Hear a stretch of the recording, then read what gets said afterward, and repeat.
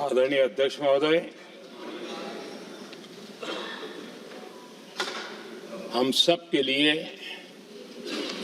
और सभी देशवासियों के लिए इतना ही नहीं, विश्व के लोकतंत्र प्रेमी नागरिकों के लिए भी हमारे लिए ये बहुत ही गौरव का पल है।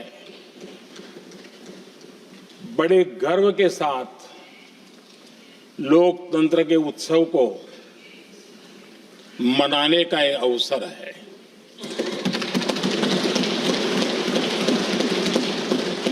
संविधान के 75 वर्ष की यात्रा, यादगार यात्रा और विश्व के सबसे महान और विशाल लोकतंत्र की यात्रा, इसके मूल में हमारे संविधान निर्माताओं की दीर्घदृष्टि, हमारे संविधान निर्माताओं का योगदान और जिसको लेकर के आज हम आगे बढ़ रहे हैं, ये 75 वर्ष पूर्ण होने पर एक उत्सव मनाने का पल है।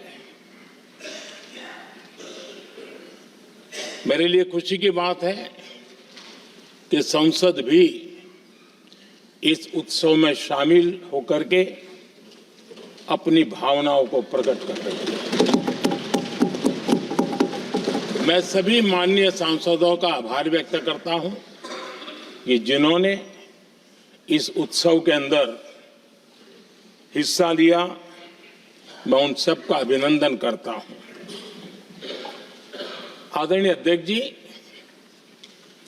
75 वर्ष की उपलब्धि साधारण नहीं है, असाधारण है। और जब देश आजाद हुआ और उस समय भारत के लिए जो जो संभावनाएं व्यक्त की गई थी, उन सभी संभावनाओं को निरस्त करते हुए, परास्त करते हुए भारत का संविधान हमें यहां तक ले आया है। और इसलिए इस महान उपलब्धि के लिए संविधान निर्माताओं के साथ साथ मैं देश के कोटि कोटि नागरिकों का आदरपूर्वक नमन करता हूं, जिन्होंने इस भावना को, इस नई व्यवस्था को जी करके दिखाया है। संविधान निर्माताओं की जो भावनाएं थी, उसको जीने में पिछले 75 साल भारत का नागरिक हर कसौटी पर खरा उतरा है। और इसलिए भारत का नागरिक सर्वाधिक अभिनंदन का अधिकारी है। आदरणीय सभापति जी, संविधान निर्माता इस बात में बहुत सजग थे। वो ये नहीं मानते थे कि भारत का जन्म 1947 में हुआ है। वो ये नहीं मानते थे कि भारत में लोकतंत्र 1950 से आ रहा है। वे मानते थे यहाँ की महान परंपरा को, महान संस्कृति को, महान विरासत को, हजारों साल की उस यात्रा को, उसके प्रति वो सजग थे। उनको इस बात का पूरा भान था। आदरणीय सभापति जी, भारत का लोकतंत्र, भारत का गणतांत्रिक अतीत बहुत ही समृद्ध रहा है, विश्व के लिए प्रेरक रहा है। और तभी तो भारत आज मदर ऑफ डेमोक्रेसी के रूप में जाना जाता है। हम सिर्फ विशाल लोकतंत्र है इतना नहीं, हम लोकतंत्र की जननी है। आदरणीय सभापति जी, मैं जब ये कह रहा हूं तो मैं 3 महापुरुषों के कोट इस सदन के सामने प्रस्तुत करना चाहता हूं। राजर्षि पुरुषोत्तम दास टंडन जी, मैं संविधान सभा के अंदर हुई चर्चा का उल्लेख कर रहा हूं।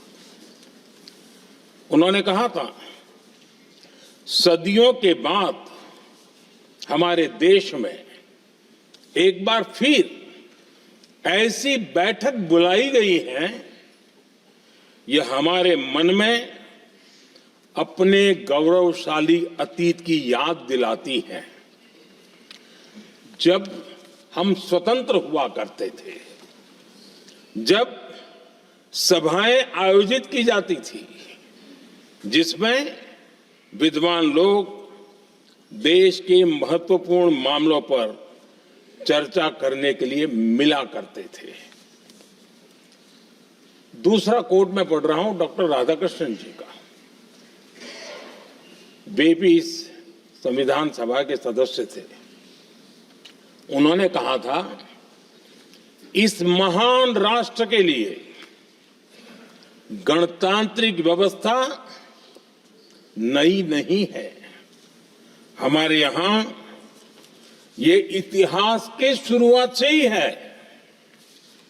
और तीसरा कोट मैं बाबा साहब आंबेडकर का कह रहा हूं। बाबा साहब आंबेडकर जी ने कहा था, ऐसा नहीं है कि भारत को पता नहीं था कि लोकतंत्र क्या होता है। एक समय था जब भारत में कई गणतंत्र हुआ करते थे। आदरणीय सभापति जी, हमारे संविधान के निर्माण की प्रक्रिया में हमारी देश की नारी शक्ति ने संविधान को सशक्त करने में बहुत बड़ी भूमिका निभाई थी। संविधान सभा में 15 माननीय महिला सदस्य थी और सक्रिय सदस्य थी। मौलिक चिंतन के आधार पर उन्होंने संविधान सभा की डिबेट को समृद्ध किया था। और वे सभी बहनें अलग अलग बैकग्राउंड थी, अलग अलग क्षेत्र की थी। और संविधान में उन्होंने जो जो सुझाव दिए, उन सुझावों का संविधान के निर्माण पर बहुत बड़ा प्रभाव रहा था। और हमारे लिए गर्व की बात है कि दुनिया के कई देश आजाद भी हुए, संविधान भी बने, लोकतंत्र भी चला, लेकिन महिलाओं को अधिकार देने में दशकों बीत गए थे। लेकिन हमारे यहां शुरुआत से ही महिलाओं को वोट का अधिकार संविधान में दिया गया।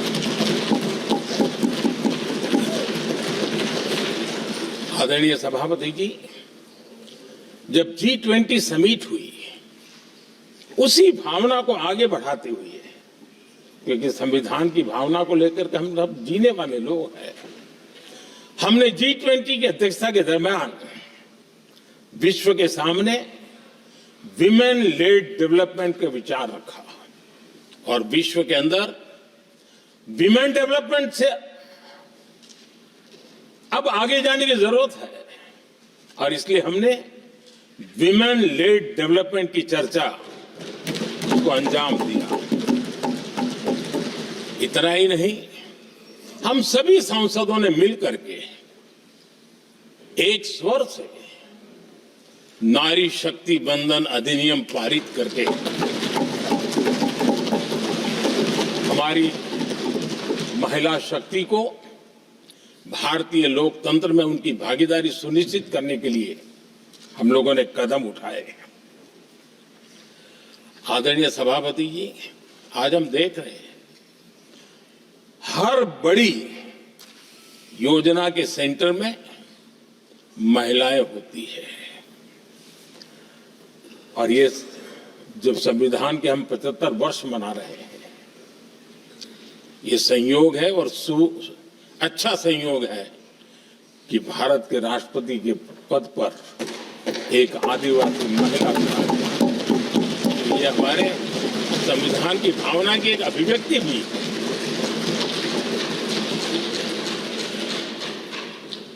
आदरणीय सभापति जी, इस सदन में भी लगातार हमारे महिला सांसदों की संख्या बढ़ रही है, उनका योगदान भी बढ़ रहा है। मंत्री परिषद में भी उनका योगदान बढ़ रहा है। आज सामाजिक क्षेत्र हो, राजनीतिक क्षेत्र हो, शिक्षा का क्षेत्र हो, खेलकूद का क्षेत्र हो, क्रिएटिव वर्ल्ड की दुनिया हो, जीवन के हर क्षेत्र में महिलाओं का योगदान, महिलाओं का प्रतिनिधित्व देश के लिए गौरव दिलाने वाला रहा है। विज्ञान के क्षेत्र में, खास करके स्पेस टेक्नोलॉजी में उनके योगदान की सराहना हर हिंदुस्तानी बड़े गर्व के साथ कर रहा है। और इन सब की सबसे बड़ी प्रेरणा हमारा संविधान है। आदरणीय सभापति जी, हमारा देश बहुत तेज गति से विकास कर रहा है। भारत बहुत ही जल्द विश्व की तीसरी बड़ी आर्थिक शक्ति बनने की दिशा में बहुत मजबूत कदम रख रहा है। और इतना ही नहीं, ये 140 करोड़ देशवासियों का संकल्प है कि जब हम आजादी की शताब्दी मनाएंगे, हम इस देश को विकसित भारत बना करके रहेंगे। ये हर भारतीय का संकल्प, ये हर भारतीय का सपना है। लेकिन इस संकल्प से सिद्धि के लिए सबसे बड़ी आवश्यकता है, वो है भारत की एकता। हमारा संविधान भी भारत की एकता का आधार है। हमारे संविधान के निर्माण काल में इस देश के बड़े बड़े दिग्गज थे, स्वतंत्रता सेनानी थे, साहित्यकार थे, विवेचक थे, सामाजिक कार्यकर्ता थे, शिक्षाविद थे, कई फील्ड के प्रोफेशनल्स थे, मजदूर नेता थे, किसान नेता थे, समाज के हर वर्ग का प्रतिनिधित्व था और सबके सब भारत की एकता के प्रति बहुत ही संवेदनशील थे। जीवन के भिन्न भिन्न क्षेत्र से आए हुए, देश के अलग अलग भूभाग से आए हुए सभी लोग इस बात के प्रति सजग थे और बाबा साहब अंबेडकर जी ने चेताया था। मैं बाबा साहब का कोट पढ़ रहा हूं। बाबा साहब अंबेडकर ने कहा था, समस्या ये है कि देश में जो विविधता से भरा जनमानस है, उसे किस तरह एक मत किया जाए, कैसे देश के लोगों को एक दूसरे के साथ होकर निर्णय लेने के लिए प्रेरित किया जाए, जिससे कि देश में एकता की भावना स्थापित हो। आदरणीय सभापति जी, मुझे बड़े दुख के साथ कहना है कि आजादी के बाद एक तरफ संविधान निर्माताओं के दिल दिमाग में एकता थी, लेकिन आजादी के बाद विकृत मानसिकता के कारण या स्वार्थवश अगर सबसे बड़ा प्रहार हुआ तो देश की एकता के मूल भाव पर प्रहार हुआ। विविधता में एकता, ये भारत की विशेषता रही है। हम विविधता को सेलिब्रेट करते हैं और इस देश की प्रगति भी विविधता को सेलिब्रेट करने में है। लेकिन गुलामी की मानसिकता में पले बड़े लोगों ने, भारत का भला न देख पाने वाले लोगों ने, और जिनके लिए हिंदुस्तान 1947 में ही पैदा हुआ, ये जो धारणा बनी थी उनके लिए वो विविधता में विरोधाभास ढूंढते रहे। इतना ही नहीं, विविधता के इस अमूल्य खजाना है हमारा, उसको सेलिब्रेट करने के बजाय उस विविधता में ऐसे जहरीले बीज बोने के प्रयास करते रहे ताकि देश की एकता को चोट पहुंचे।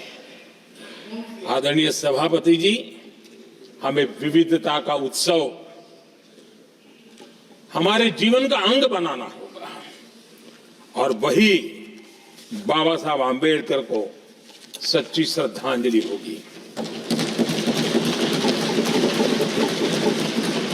आदरणीय सभापति जी, मैं संविधान के प्रकाश में ही मेरी बातों को रखना चाहता हूं और इसलिए अगर आप हमारी नीतियों को देखेंगे, पिछले 10 साल देश की जनता ने हमें जो सेवा करने का मौका दिया है, हमारी निर्णयों की प्रक्रिया को देखेंगे तो भारत की एकता को मजबूती देने का निरंतर हम प्रयास करते रहे हैं। आर्टिकल 370 देश की एकता में रुकावट बना पड़ा था, दीवार बना पड़ा था। देश की एकता हमारी प्राथमिकता थी, जो कि हमारी संविधान की भावना थी और इसलिए धारा 370 को हमने जमीन पर उतार दिया, क्योंकि देश की एकता हमारी प्राथमिकता है। आदरणीय सभापति जी, इस इतने बड़े विशाल देश में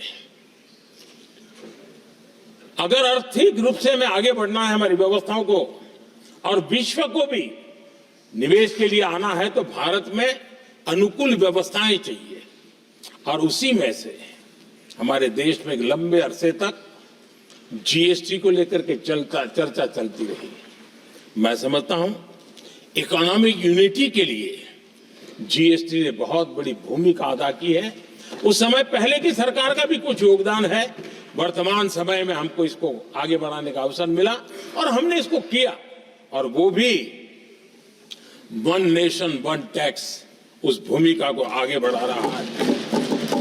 आदरणीय सभापति जी, हमारे देश में राशन कार्ड गरीब के लिए बहुत बड़ी मूल्यवान दस्तावेज रहा है, लेकिन गरीब अगर एक राज्य से दूसरे राज्य जाता था तो गरीब कुछ भी उसके प्राप्त करने का हकदार नहीं बनता था। इतना बड़ा देश पर उसका किसी भी कोने में जाए उसका उतना ही अधिकार है। एकता के उस भाव को मजबूत करने के लिए हमने one nation one ration card की बात को मजबूत किया।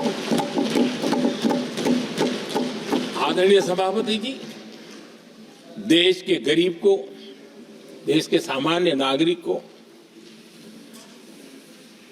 अगर मुफ्त में इलाज मिले तो गरीबी से लड़ने की उसकी ताकत अनेक गुना बढ़ जाती है। लेकिन उसके लिए जहां वो काम करता है वहां पर तो मिल जाए, लेकिन किसी काम बस वो बाहर गया है और वहां पर वो जीवन और मृत्यु की लड़ाई लड़ता हो, ऐसे समय अगर उसको सुविधा नहीं मिलेगी तो व्यवस्था किस काम की। और इसलिए देश की एकता के मंत्र को जीने वाले हम लोगों ने ये तय किया कि one nation one health card, और इसलिए हमने आयुष्मान भारत योजना बनाई। आज बिहार के दूर दराज क्षेत्र का व्यक्ति भी अगर पुणे में कुछ काम कर रहा है और अचानक बीमार हो गया तो उसके लिए आयुष्मान कार्ड होना बहुत इनफ है, उसकी सेवा मिल सकती है। आदरणीय सभापति जी, हम जानते हैं देश में कई बार ऐसा हुआ कि देश के एक हिस्से में बिजली थी लेकिन बिजली सप्लाई नहीं हो रही थी और उसके कारण दूसरे इलाके में अंधेरा था।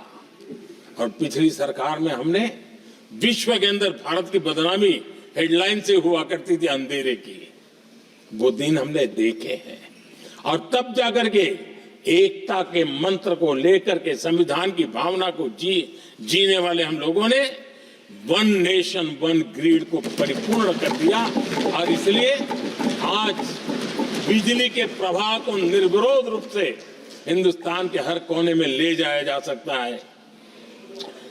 आदरणीय सभापति जी, हमारे देश में इंफ्रास्ट्रक्चर में भी भेदभाव की बू आती रही है। हमने उसे मिटा करके देश की एकता को ध्यान में रखते हुए, एक संतुलित विकास को ध्यान में रखते हुए हमने उस भेदभाव, उस भावना को खत्म करके एकता को मजबूत किया। हमने नॉर्थ ईस्ट हो या जम्मू कश्मीर हो, हिमालय की गोद के इलाके हो या रेगिस्तान के सटे हुए इलाके हो, हमने पूरी तरह इंफ्रास्ट्रक्चर को एक सामर्थ्य देने का प्रयास किया है ताकि एकता के भाव को अभाव में से कारण कोई दूरी पैदा न हो, उसमें से बदलने का हमने काम किया। आदरणीय सभापति जी, युग बदल चुका है और हम नहीं चाहते हैं कि डिजिटल के क्षेत्र में हैव्स एंड हैव्स नॉट की स्थिति बन जाए। देश के लिए समान रूप से, और इसलिए दुनिया के अंदर बड़े गर्व के साथ हम कहते हैं कि भारत का जो डिजिटल इंडिया की जो सक्सेस स्टोरी है, उसका एक कारण है हमने टेक्नोलॉजी को डेमोक्रेटाइज करने का प्रयास किया है और उसी का भाग है ये हमारे संविधान निर्माताओं ने हमें दिशा दिखाई है कि हमने ऑप्टिकल फाइबर हिंदुस्तान की हर पंचायतों तक ले जाने का प्रयास किया है ताकि भारत की एकता को मजबूती देने में हमें ताकत मिले। आदरणीय सभापति जी, हमारा संविधान की अपेक्षा है एकता की और इसी को ध्यान में रखते हुए हमने मातृभाषा के महात्म्य को स्वीकारा है। मातृभाषा को दबा करके हम देश के जनमानस को संस्कारित नहीं कर सकते और इसलिए हमने न्यू एजुकेशन पॉलिसी में भी मातृभाषा को बहुत बल दिया है और अब मेरे देश का गरीब का बच्चा भी मातृभाषा में डॉक्टर इंजीनियर बन सकता है क्योंकि हमारा संविधान सबसे पीछे है, उनकी सबसे दरकार करने का हमें आदेश देता है। इतना ही नहीं, हमने क्लासिकल लैंग्वेज की दिशा में भी कई लैंग्वेजेस जो जिनका हक बनता था उनको हमने उस स्थान पर रख करके हमने उनका सम्मान किया था।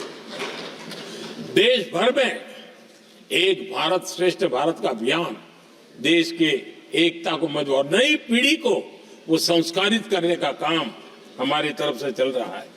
आदरणीय सभापति जी, काशी तमिल संगमम और तेलुगु काशी संगमम ये आज एक बहुत बड़ा इंस्टीट्यूशनलाइज हुआ है और समाज के निकटता को मजबूती देने का एक सांस्कृतिक प्रयास भी हमारा चलता रहा है क्योंकि उसका कारण यही है कि संविधान की मूल धारा में भारत की एकता का महात्म्य स्वीकार किया गया है और उसको हमें बल देना चाहिए। आदरणीय सभापति जी, संविधान के आज 75 वर्ष हो रहे हैं लेकिन हमारे यहां तो 25 वर्ष का भी महत्व होता है, 50 वर्ष का भी महत्व होता है, 60 साल का भी महत्व होता है। जरा हम इतिहास की तरफ नजर करें कि संविधान यात्रा के इन महत्वपूर्ण पड़ाव का क्या हुआ था। जब देश संविधान के 25 वर्ष पूरे कर रहा था, उसी समय हमारे देश में संविधान को नोच लिया गया, इमरजेंसी आपातकाल लाया गया।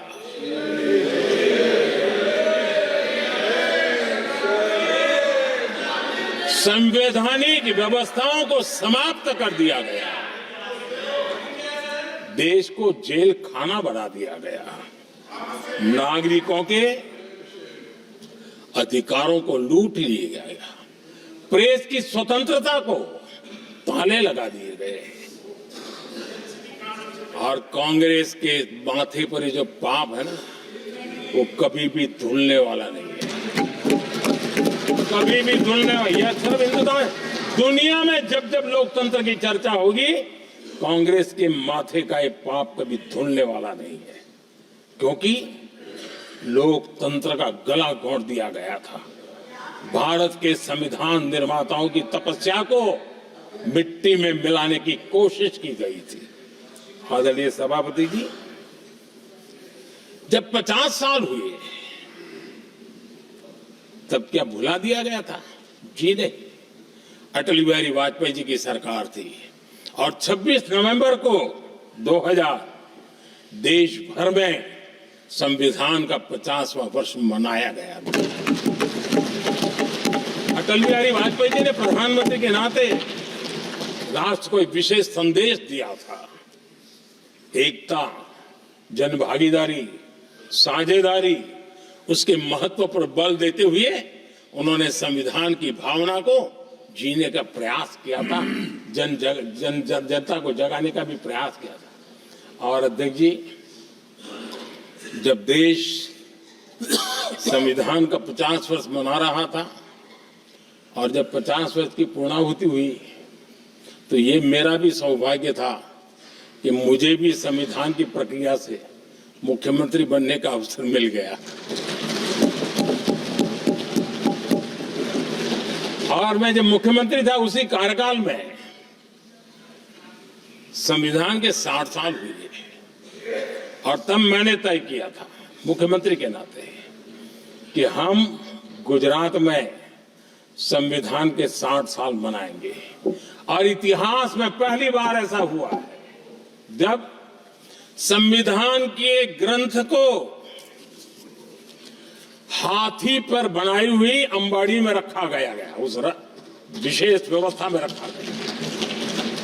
हाथी पर संविधान की यात्रा निकल, संविधान गौरव यात्रा निकाली गई और राज्य का मुख्यमंत्री उस संविधान के नीचे हाथी के बगल में पैदल चल रहा था और देश को संविधान का महात्मा समझाने का सांकेतिक प्रयास कर रहा था। ये सौभाग्य भी मुझे प्राप्त हुआ था क्योंकि हमारे लिए संविधान का महत्व क्या है। और आज 75 साल हुए हमें अवसर मिला। और मुझे याद है जब मैंने लोकसभा के पुराने सदन के अंदर जब 26 नवंबर को संविधान दिवस मनाने की बात कही थी तब एक वरिष्ठ नेता ने सामने से आवाज उठाई थी कि 26 जनवरी तो है, 26 नवंबर की क्या जरूरत है। क्या भावना घर कर गई थी। ये बहुत पुरानी बात नहीं है, इसी सदन में मेरे सामने हुआ था। लेकिन आदरणीय सभापति जी, मेरे लिए खुशी की बात है कि इस विशेष सत्र में अच्छा होता, संविधान की शक्ति, संविधान की विविधताओं पर चर्चा होती, नई पीढ़ी को काम आता। लेकिन हर एक की अपनी अपनी मजबूरियां होती है, हर कोई अपना दुख किसी न किसी रूप में प्रकट करता रहता है। कईयों ने अपनी विफलताओं का दुख प्रकट किया है। अच्छा होता दलगत भावनाओं से उठ करके देश हित में संविधान की चर्चा हुई होती तो समृद्धि मिलती अनेक देश की नई पीढ़ी को। आदरणीय सभापति जी, मैं तो संविधान के प्रति विशेष आदर का भाव व्यक्त करना चाहता हूं कि संविधान की भावना थी कि मेरे जैसे अनेक लोग जो यहां पहुंच नहीं पाते, ये संविधान था जिसके कारण हम पहुंच पाए। क्योंकि हमारा कोई बैकग्राउंड नहीं था, हम यहां तक कैसे आते। ये संविधान का सामर्थ्य था, जनता जनार्दन के आशीर्वाद थे। इतना बड़ा दायित्व, और मेरे जैसे बहुत लोग यहाँ भी जिनका ऐसा कोई बैकग्राउंड नहीं है, यही एक सामान्य परिवार से आए हैं और आज संविधान ने हमें यहाँ तक पहुंचाया है। और ये भी कितना बड़ा सौभाग्य है कि हमें देश ने इतना स्नेह दिया, एक बार नहीं, दो बार नहीं, 3 बार। ये हमारे संविधान के बिना संभव नहीं था। आदरणीय सभापति जी,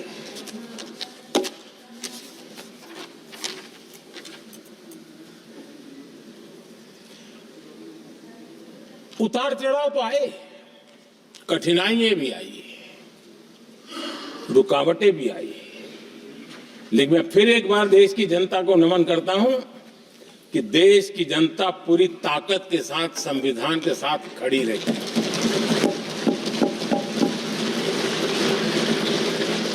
आदरणीय सभापति जी, मैं आज यहां किसी की व्यक्तिगत आलोचना करना नहीं चाहता हूं, लेकिन तथ्यों को देश के सामने रखना जरूरी है और इसलिए मैं तथ्यों को रखना चाहता हूं। कांग्रेस के एक परिवार ने संविधान को चोट पहुंचाने में कोई कोर कसर नहीं छोड़ी है।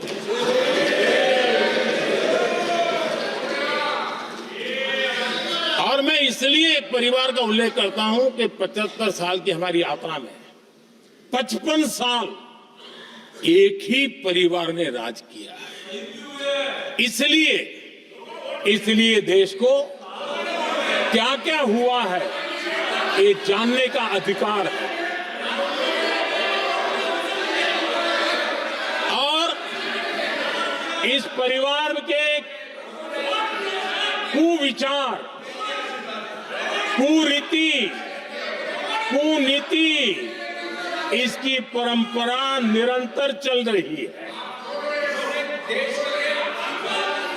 हर स्तर पर इस परिवार ने संविधान को चुनौती दी। आदरणीय सभापति जी, 1947 टू 1952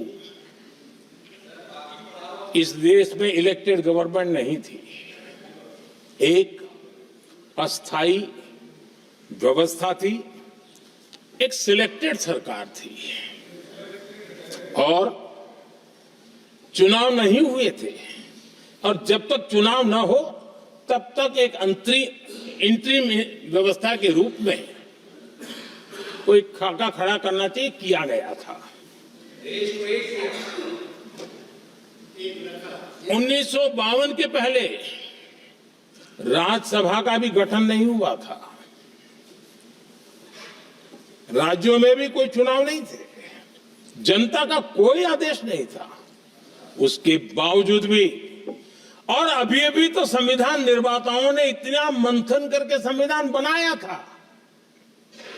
1951 में जबकि चुनी हुई सरकार नहीं थी, उन्होंने ऑर्डिनेंस करके संविधान को बदला और किया क्या?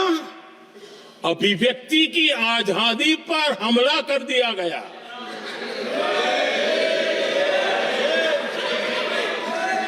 और ये संविधान निर्माताओं का भी अपमान था, क्योंकि ऐसी बातें कोई संविधान सभा में नहीं आई होगी, ऐसा नहीं है, लेकिन वहां उनकी चली नहीं। तो बाद में जैसे ही मौका मिला, उन्होंने अभिव्यक्ति की आजादी को, उस पर उन्होंने हथौड़ा मार दिया। और ये संविधान निर्माताओं का घोर अपमान है। अपने मन की चीजें जो संविधान सभा के अंदर नहीं करवा पाए, उन्होंने पिछले दरवाजे से किया, और वो भी चुनी हुई सरकार के वो प्रधानमंत्री नहीं थे, उन्होंने पाप किया था। इतना ही नहीं, आदरणीय सभापति जी, उसी दौरान उस समय के प्रधानमंत्री पंडित नेहरू जी ने मुख्यमंत्रियों को एक चिट्ठी लिखी थी। उस चिट्ठी में उन्होंने लिखा था, नेहरू जी लिखते हैं, अगर संविधान हमारे, आगे नेहरू जी लिखते हैं, अगर संविधान हमारे रास्ते के बीच में आ जाए, ये नेहरू जी लिख रहे हैं, अगर संविधान हमारे रास्ते के बीच में आ जाए, आगे नेहरू जी कह रहे हैं, तो हर हाल में संविधान में परिवर्तन करना चाहिए। ये नेहरू जी ने मुख्यमंत्रियों को चिट्ठी लिखी।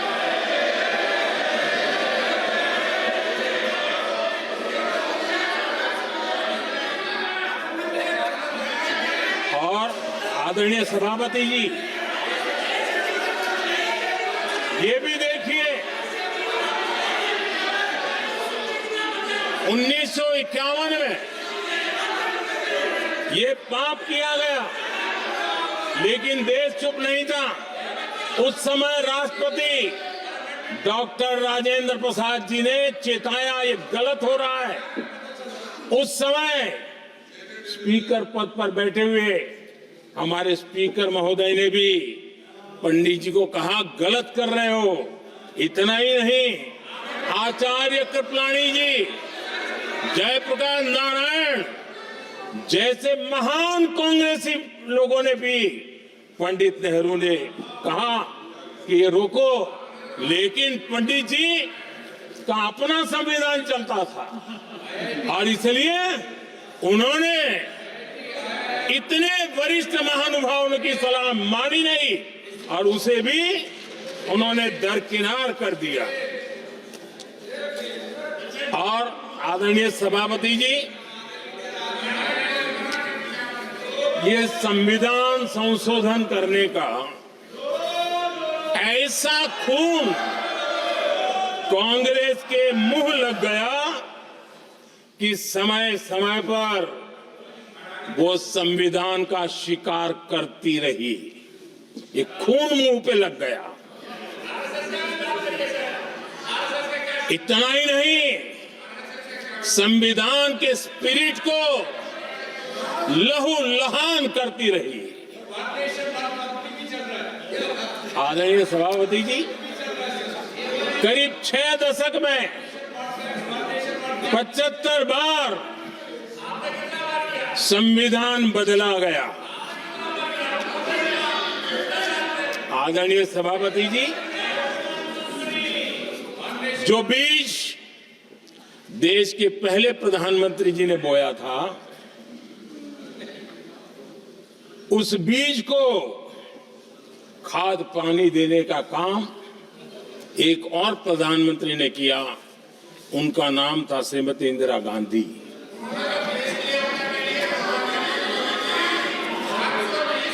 जो पाप पहले प्रधानमंत्री करके गए और जो खून लग गया था 1971 में, सुप्रीम कोर्ट का एक फैसला आया था। उस सुप्रीम कोर्ट के फैसले को संविधान बदल करके पलट दिया गया और 71 में यह संविधान संशोधन किया गया था। और क्या था, उन्होंने हमारे देश की अदालत के पंख काट दिए थे और यहां पर तो किया था कि संसद संविधान के किसी भी आर्टिकल में जो मर्जी पड़े वो कर सकती है और अदालत उसकी तरफ देख भी नहीं सकती है। अदालत के सारे अधिकारों को छीन लिया गया था। ये पाप 1971 में उस समय की प्रधानमंत्री श्रीमती इंदिरा गांधी ने किया था।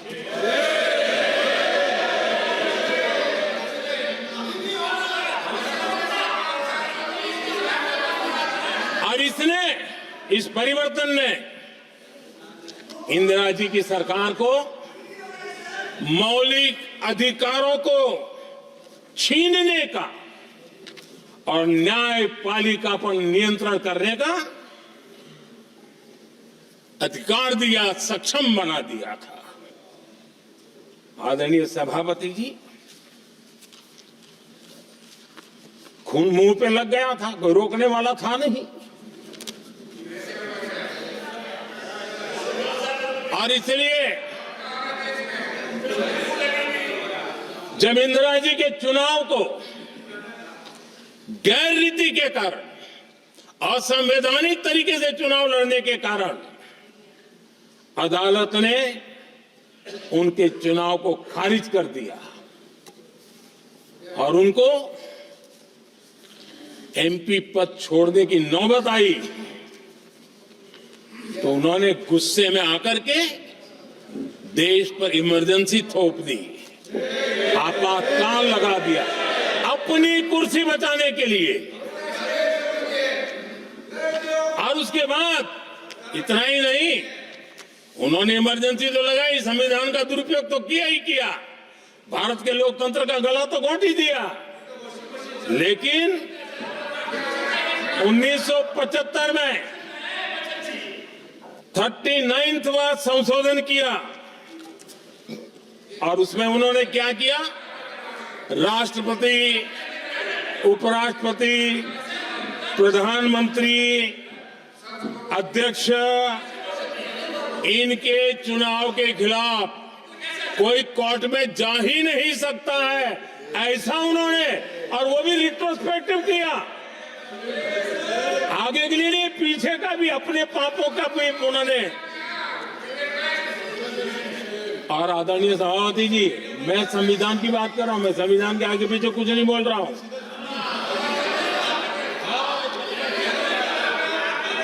आदरणीय सभापति जी,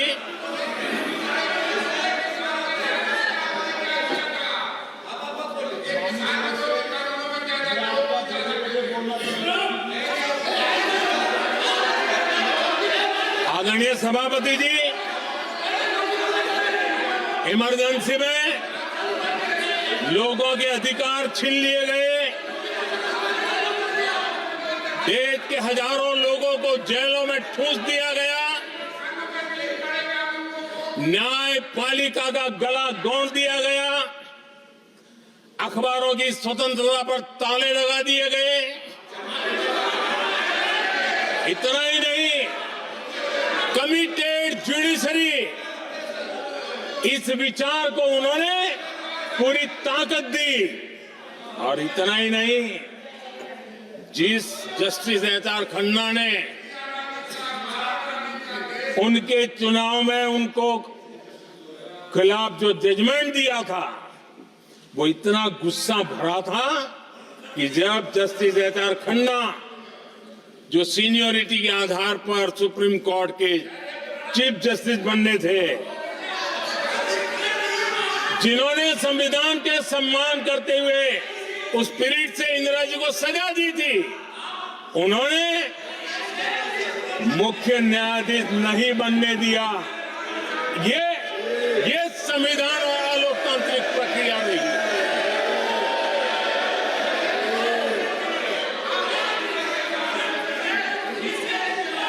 आदरणीय सभापति जी,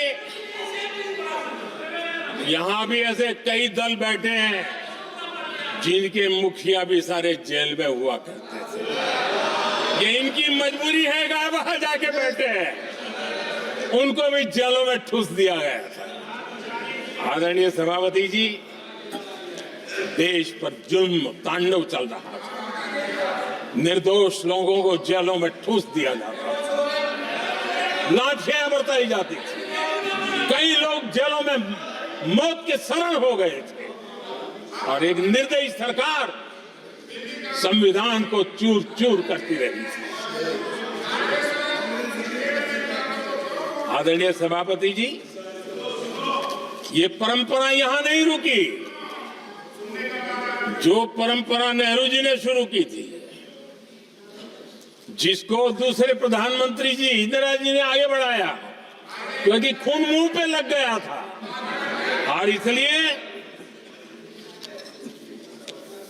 राजीव गांधी जी प्रधानमंत्री बने। उन्होंने संविधान को एक और गंभीर झटका दे दिया। सबको समानता, सबको समानता, सबको न्याय, उस भावना को चोट पहुंचाई। आदरणीय सभापति जी, आपको मालूम है, सुप्रीम कोर्ट ने शाहबानो का जजमेंट दिया था। एक भारत की महिला को न्याय देने का काम संविधान की मर्यादा और स्पिरिट के आधार पर देश की सुप्रीम कोर्ट ने दिया था।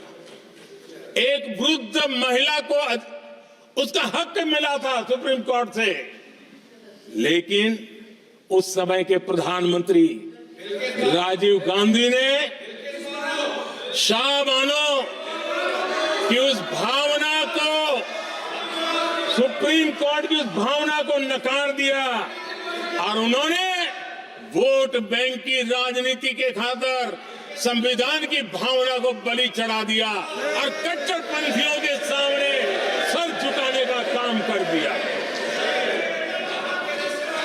उन्होंने न्याय के लिए तड़प रही एक वृद्ध महिला को साथ देने के बजाय उन्होंने कट्टरपंथियों का साथ दिया। संसद में कानून बना करके सुप्रीम कोर्ट के निर्णय को फिर एक बार पलट दिया गया। आदरणीय सभापति जी, बात वहां से नहीं अटकी है। नेहरू जी ने शुरू किया, इंदिरा जी ने आगे बढ़ाया और राजीव जी ने भी उसको ताकत दी, खाद पानी देने का काम किया। क्यों? संविधान के साथ खिलवाड़ करने का लहू उनके मुंह लग गया। आदरणीय सभापति जी, अगली पीढ़ी भी इसी खिलवाड़ में जुड़ी पड़ी है।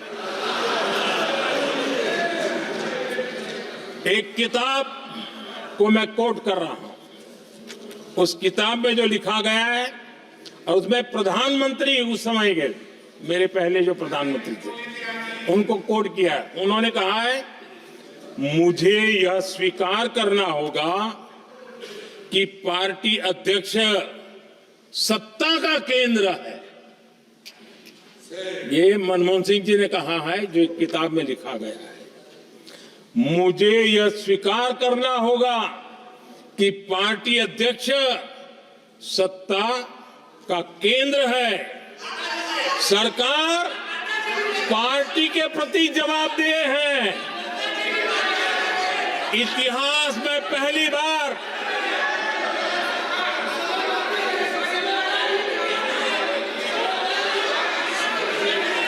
आदरणीय सभापति जी, नहीं, आप सदन इतिहास तरीके में पहली बार ये तरीका बिल्कुल ठीक नहीं है। सदन के नेता बोल रहे हैं, आपको मर्यादा रखनी चाहिए। ऐसे सदन नहीं चलेगा इस तरीके से, गलत तरीका आपका ये। माननीय प्रधानमंत्री जी, आदरणीय सभापति जी, इतिहास में पहली बार संविधान को ऐसी गहरी चोट पहुंचा दी गई। संविधान निर्माताओं ने चुनी हुई सरकार और चुने हुए प्रधानमंत्री की कल्पना तक ही हमारा संविधान था, लेकिन इन्होंने तो प्रधानमंत्री के ऊपर एक गैर संवैधानिक, और जिसने कोई शपथ भी नहीं लिया था, नेशनल एडवाइजरी काउंसिल पीएमओ के भी ऊपर बैठा दिया। पीएमओ के ऊपर अघोषित दर्जा दे दिया गया।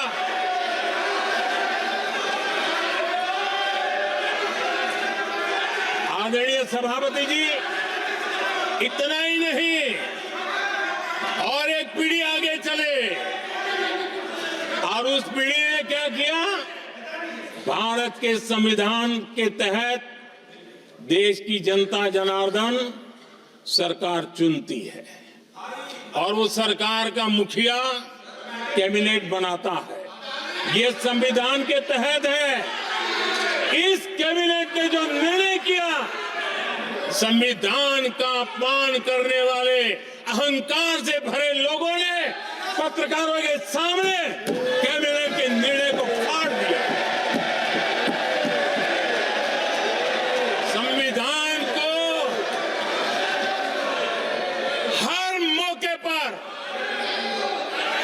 संविधान के साथ खिलवाड़ करना, संविधान को न मानना, ये जिनकी आदत हो गई थी। और दुर्भाग्य देखिए, एक अहंकारी व्यक्ति कैबिनेट के निर्णय को फाड़ दे और कैबिनेट अपना फैसला बदल दे। ये कौन ऐसी व्यवस्था। आदरणीय सभापति जी, मैं जो कुछ भी कह रहा हूं वो संविधान के साथ क्या हुआ उसी की बात कर रहा हूं। उस समय करने वाले पात्रों को लेकर किसी को परेशानी होती होगी, लेकिन बात संविधान की है। मेरे मन के और मेरे विचारों को मैं अभिव्यक्त नहीं कर रहा हूं।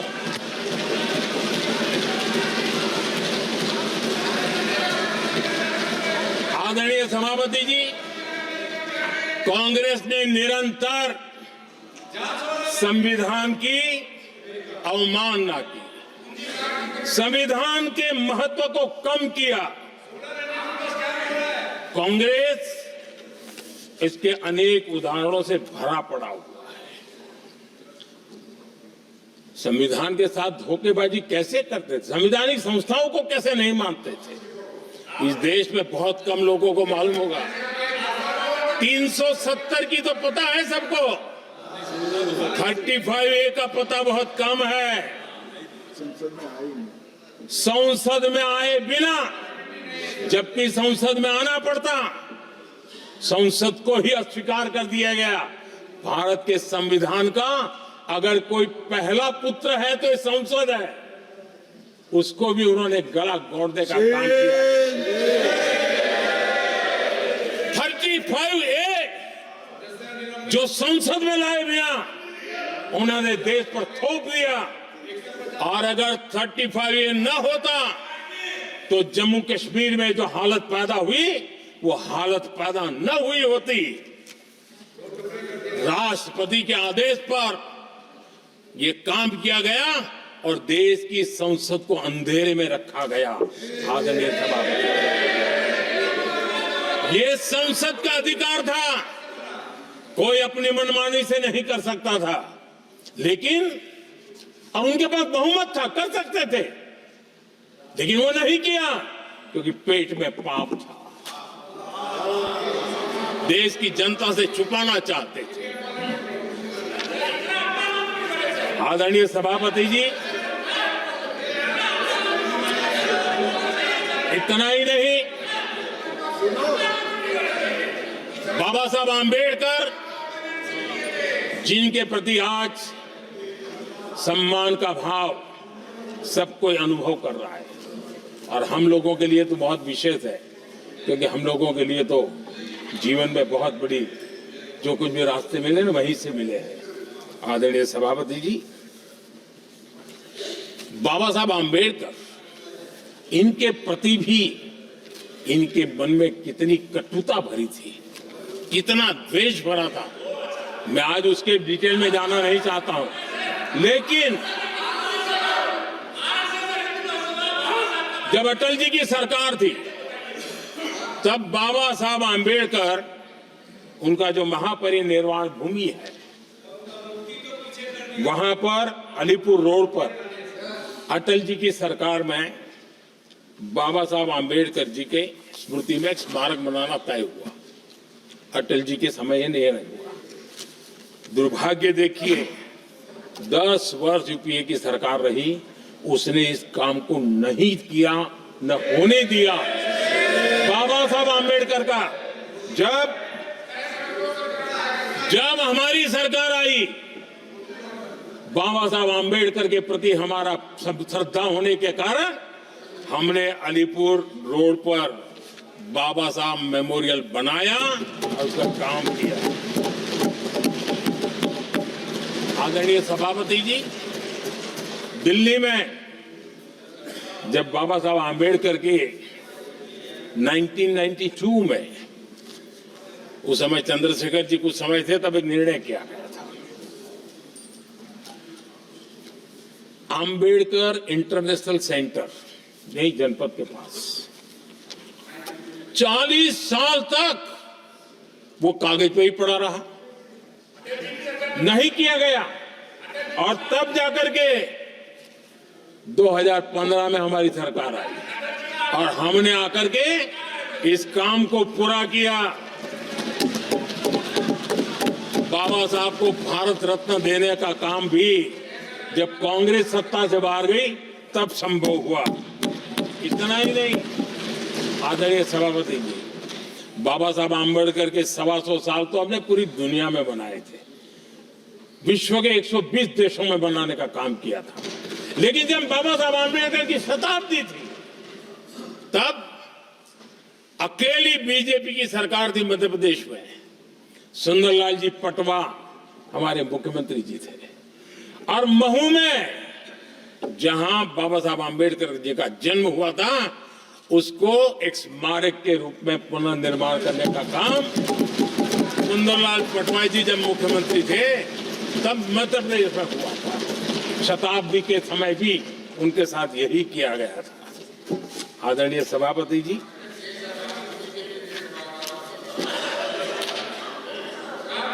हमारे देश में बाबा साहब आम्बेडकर एक दीर्घदृष्टा थे। समाज के दबे कुचले लोगों को मुख्य धारा में लाने के लिए वो प्रतिबद्ध थे, और एक लंबे सोच के साथ भारत को अगर विकसित होना है तो भारत का कोई अंग दुर्बल नहीं रहना चाहिए, ये चिंता बाबा साहब को सताती थी। और तब जाकर के हमारे देश में आरक्षण की व्यवस्था बनी। लेकिन वोट बैंक की राजनीति में छुपे हुए लोगों ने, डूबे हुए लोगों ने धर्म के आधार पर, तुष्टीकरण के नाम पर आरक्षण के अंदर कुछ न कुछ नुक्सेदेनी करने का प्रयास किया, और इसका सबसे बड़ा नुकसान एससी, एसटी और ओबीसी समाज को हुआ है।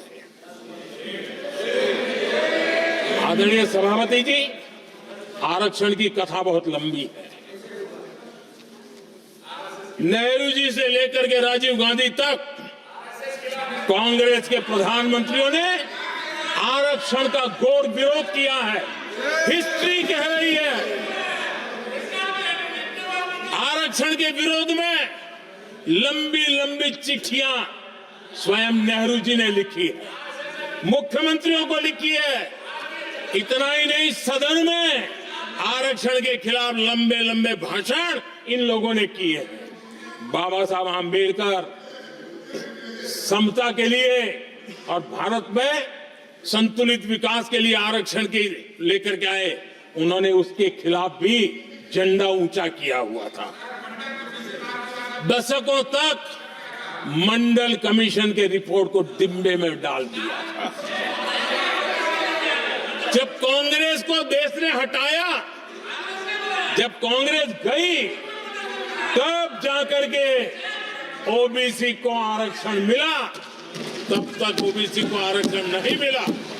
ये कांग्रेस का पाप है। अगर उस समय मिला होता तो आज देश के अनेक पदों पर ओबीसी समाज के लोग भी देश की सेवा करते, लेकिन नहीं करने दिया, नहीं होने दिया। ये पाप इन्होंने किया था। आदरणीय सभापति जी, जब हमारे यहां संविधान का निर्माण चल रहा था, तब संविधान निर्माताओं ने धर्म के आधार पर आरक्षण होना चाहिए कि नहीं होना चाहिए, इस विषय पर घंटों तक, दिनों तक गहन चर्चा की है, विचार विमर्श किया है, और सबका मत बना है कि भारत जैसे देश की एकता और अखंडता के लिए धर्म के, संप्रदाय के आधार पर आरक्षण नहीं हो सकता है। सुविचारित मत था, ऐसा नहीं कि भूल गए थे, रह गया था। सोच विचार कर तय किया गया था कि भारत की एकता और अखंडता के लिए संप्रदाय और धर्म के आधार पर यह नहीं होगा। लेकिन कांग्रेस ने सत्ता सुख के लिए, सत्ता भूख के लिए, अपनी वोट बैंक को खुश करने के लिए धर्म के आधार पर आरक्षण का नया खेल खेला है, जो संविधान की भावना के खिलाफ है। इतना ही नहीं, दे भी दिया कुछ जगह पे, और सुप्रीम कोर्ट से झटके लग रहे हैं। और इसलिए अब दूसरे बहाने से बहाने बता रहे हैं, ये करेंगे वो करेंगे। मन में साफ है, धर्म के आधार पर आरक्षण देना चाहते हैं, इसलिए खेल खेले जा रहे हैं। संविधान निर्माताओं के भावनाओं पर गहरी चोट करने का ये निर्लज्ज प्रयास है। आदरणीय सभापति जी, आदरणीय सभापति जी,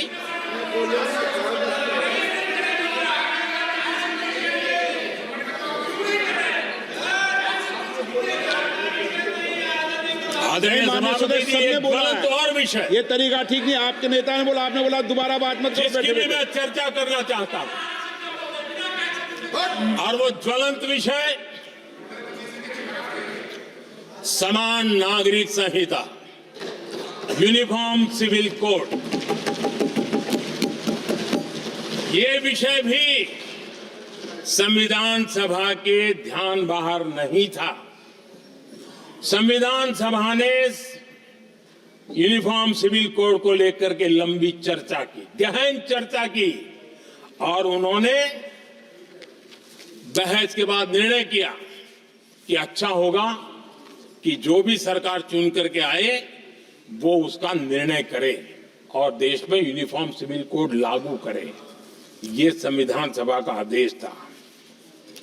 और बाबा साहब आंबेडकर ने कहा था, जो लोग संविधान को समझते नहीं है, देश को समझते नहीं है, सत्ता भूख सेवा कुछ पड़ा नहीं है, उनको पता नहीं है बाबा साहब ने क्या कहा था। बाबा साहब ने कहा था, धार्मिक आधार पर बने, ये मैं बाबा साहब की बात कर रहा हूं, इतना वीडियो कट करके घुमाना मत। आदरणीय सभापति जी, बाबा साहब ने कहा था, धार्मिक आधार पर बने पर्सनल लॉ को खत्म करने की बाबा साहब ने जोरदार वकालत की थी। उस समय के सदस्य के.एम. मुंशी जी ने कहा था, समान नागरिक संहिता को राष्ट्र की एकता और आधुनिकता के लिए अनिवार्य बताया था। कमा मुंशी जी ने। सुप्रीम कोर्ट ने भी कई बार कहा है कि देश में यूनिफॉर्म सिविल कोड जल्द से जल्द लाना चाहिए। सरकारों को आदेश दिए हैं सुप्रीम कोर्ट ने, और उसी संविधान की भावना को ध्यान में रखते हुए, संविधान निर्माताओं की भावनाओं को ध्यान में रखते हुए हम पूरी ताकत से लगे हुए हैं सेक्युलर सिविल कोड के लिए। और आज कांग्रेस के लोग संविधान निर्माताओं की भावना का भी, सुप्रीम कोर्ट की भावना का भी अनादर कर रहे हैं, क्योंकि उनकी राजनीति को सूट नहीं करता है। उनके लिए संविधान वो पवित्र ग्रंथ नहीं है, उनके लिए एक हथियार है राजनीति का। खेल खेलने का हथियार बना दिया। लोगों को डराने के लिए संविधान को हथियार बनाया जाता है। आदरणीय सभापति जी, और ये कांग्रेस पार्टी, उनको तो संविधान शब्द भी उनके मुंह में शोभा नहीं देता है। इसलिए जो अपनी पार्टी के संविधान को नहीं मानते हैं, जिन्होंने अपनी पार्टी के संविधान को कभी स्वीकार नहीं किया है, क्योंकि संविधान को स्वीकार करने के लिए एक लोकतांत्रिक स्पिरिट लगता है जो जिनकी रगों में नहीं है। सत्तावाद और परिवारवाद भरा पड़ा है। अब आप देखिए जो कैसी शुरुआती कितनी गड़बड़ हुई है। मैं कांग्रेस की बात कर रहा हूं। 12 कांग्रेस की प्रदेश की कमेटियों ने, 12 प्रदेश कमेटियों ने सरदार पटेल के नाम पर सहमति दी थी। नेहरू जी के साथ एक भी कमेटी नहीं थी, नॉट अ सिंगल। संविधान के तहत सरदार साहब ही देश के प्रधानमंत्री बनते हैं, लेकिन लोकतंत्र में श्रद्धा नहीं, खुद के संविधान पर विश्वास नहीं, खुद के ही संविधान को स्वीकारना नहीं और सरदार साहब देश के प्रधानमंत्री नहीं बन सके और ये बैठ गए। जो लोग अपनी पार्टी के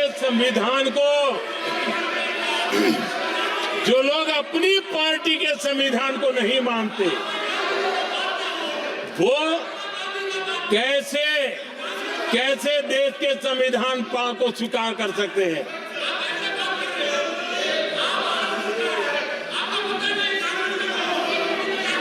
आदरणीय सभापति जी, जो लोग संविधान में लोगों के नाम ढूंढते रहते हैं, मैं जरा बताना चाहता हूं। कांग्रेस पार्टी के एक अध्यक्ष हुआ करते थे और वो अति पिछड़े समाज से आते थे। अति पिछड़े भी नहीं, अति पिछड़े समाज से आते हुए उनके अध्यक्ष श्रीमान सीताराम केसरी जी, कैसा अपमान किया गया। कहते हैं बाथरूम में बंद कर दिया गया, उठा करके फुटपाथ पर फेंक दिया गया। अपनी पार्टी के संविधान में ऐसा कभी नहीं लिखा गया, लेकिन अपनी पार्टी के संविधान को न मानना, लोकतंत्र की प्रक्रिया को न मानना और पूरी कांग्रेस पार्टी पर एक परिवार ने कब्जा कर लिया, लोकतंत्र को नकार दिया। आदरणीय सभापति जी,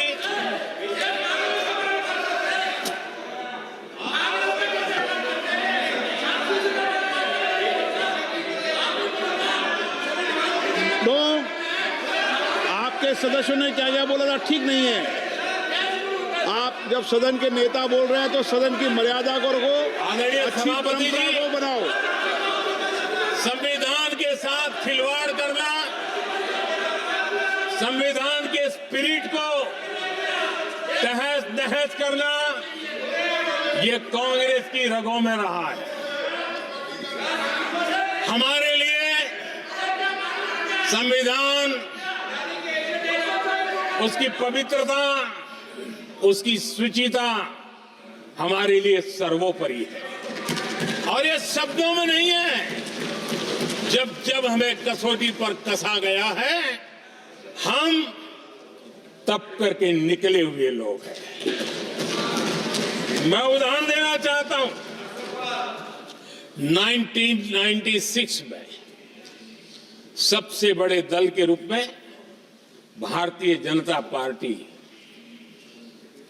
जीत करके आई, सबसे बड़ा दल था और राष्ट्रपति जी ने संविधान की भावना तहत सबसे बड़े दल को प्रधानमंत्री के शपथ के लिए बुलाया और 13 दिन सरकार चली। अगर हमें संविधान के स्पिरिट के प्रति हमारा भावना न होती तो हम भी ये बांटो, वो बांटो, ये दे दो, वो दे दो, इसको डेप्यूटी पीएम बना दो, इसको ठिकाना बना दो, हम भी सत्ता सुख भोग सकते थे। लेकिन अटल जी ने सौदेबाजी का रास्ता नहीं चुना, संविधान के सम्मान का रास्ता चुना और 13 दिन के बाद इस्तीफा देना स्वीकार कर दिया। ये ऊंचाई है हमारी लोकतंत्र के। इतना ही नहीं,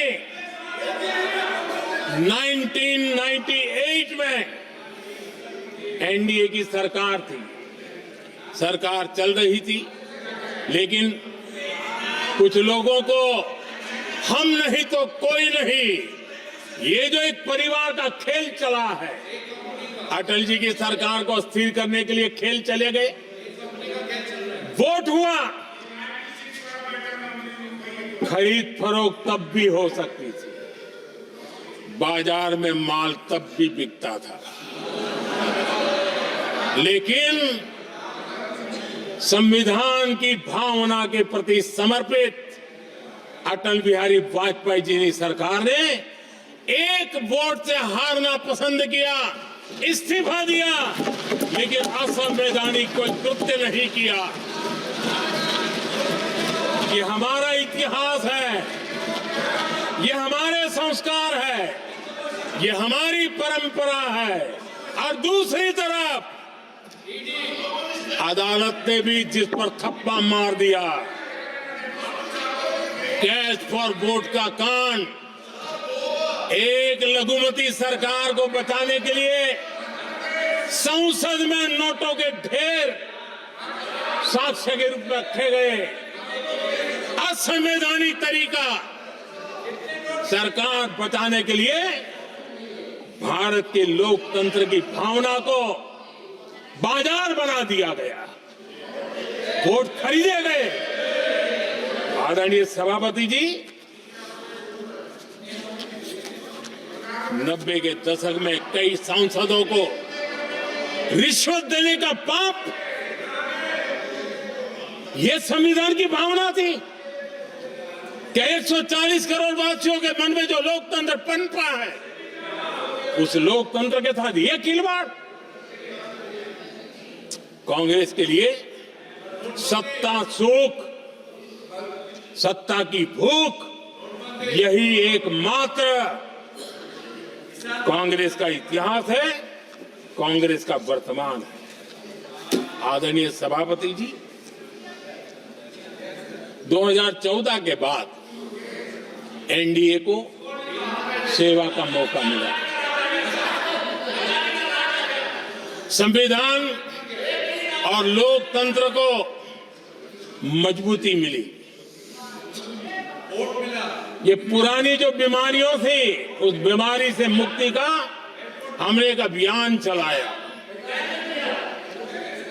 बीते 10 साल यहां से पूछा गया, हमने भी संविधान संशोधन किए। जी हां, हमने भी संविधान संशोधन किए हैं, देश की एकता के लिए, देश की अखंडता के लिए, देश के उज्जवल भविष्य के लिए और संविधान की भावना के प्रति पूर्ण समर्पण के साथ किए हैं। हमने संविधान संशोधन किया, क्यों किया? इस देश का ओबीसी समाज तीन दशक से ओबीसी कमीशन को संवैधानिक दर्जा देने के लिए मांग कर रहा है। ओबीसी के सम्मान के लिए, उसको संवैधानिक दर्जा देने के लिए हमने संविधान संशोधन किया है। हमें गर्व है ये करने का। समाज के दबे कुचले लोगों को उनके साथ खड़े होना, ये हम अपना कर्तव्य मानते हैं, इसलिए संविधान संशोधन किया। आदरणीय सभापति जी, इस देश में एक बहुत बड़ा वर्ग था, वो किसी भी जाति में क्यों न जन्मा हो, लेकिन गरीबी के कारण अवसरों को वो पा नहीं सकता था, आगे बढ़ नहीं सकता था। और इसलिए उसने असंतोष की ज्वाला भड़क रही थी और सबकी मांग रहती थी, कोई निर्णय नहीं करता था। हमने संविधान संशोधन किया, सामान्य जन के गरीब परिवार के 10% आरक्षण का किया, और ये पहला आरक्षण का संशोधन था। देश में कोई विरोध का स्वर नहीं उठा, हर किसी ने प्यार से उसको स्वीकार किया। संसद ने भी सहमति के साथ पारित किया, क्योंकि समाज की एकता की उसमें ताकत पड़ी थी, संविधान की भावनाओं का भाव पड़ा था, सबने सहयोग किया था, तब जाकर के हुआ था। आदरणीय सभापति जी, जी हां, हमने भी संविधान में संशोधन किए हैं, लेकिन हमने संविधान में संशोधन किया महिलाओं को शक्ति देने के लिए। संसद और विधानसभा में, और संसद का पुराना भवन गवाह है, जब देश महिलाओं को आरक्षण देने के लिए आगे बढ़ रहा था और कानून यानी बिल पेश हो रहा था, तब उन्हीं का एक साथी दल वेल में आता है, कागज छीन लेता है, फाड़ देता है और सदन स्थगित हो जाता है और 40 साल तक विषय लटका रहता है। और वो आज उनके मार्गदर्शक है, जिन्होंने देश की महिलाओं के साथ अन्याय किया, वो उनके मार्गदर्शक है।